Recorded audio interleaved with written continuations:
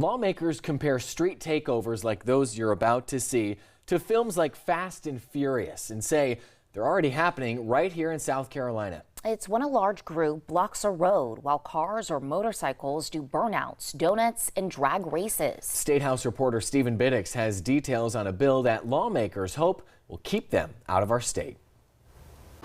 The bill strengthens laws for those that participate in these street takeovers, ranging from drivers to those coordinating the events. Lawmakers say there's currently gaps in state law. Organizers of these street takeovers typically use social media or large car group chats to put them together.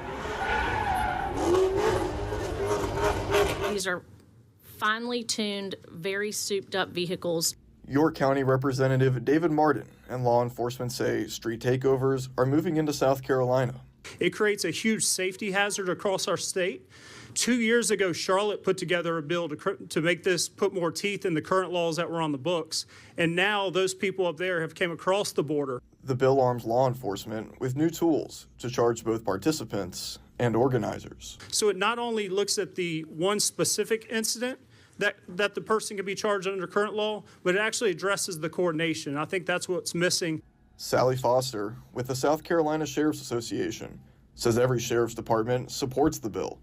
They've seen takeovers most often in the upstate, near the Georgia line, and closer to Charlotte. The bill also lets officers seize these cars, many of which aren't street legal. A lot of rural counties can't afford some Mustangs. They can seize the Mustang and use it. They can seize it and sell it and use that money towards other projects. J.J. Jones with the South Carolina Police Chiefs Association has witnessed these takeovers firsthand and says the safety risks are real. I've lived it firsthand. I actually was involved on the way back from the beach in a street racing incident where I was stopped in traffic with my family down in Colleton County and witnessed it firsthand. Radios and cars stopped, and it was quite a mess until Highway Patrol could get there and stop traffic on Highway 21, a major thoroughfare, for about half an hour. Senators want to protect unknowing passengers, making sure that those charged are only active participants in these takeovers. This bill has already passed the House and is currently moving through the Senate. If the Senate does not make any changes, it will head straight to the governor's desk. But if the Senate does amend the bill, the House will have to vote on it again. Reporting at the State House, I'm Stephen Biddix.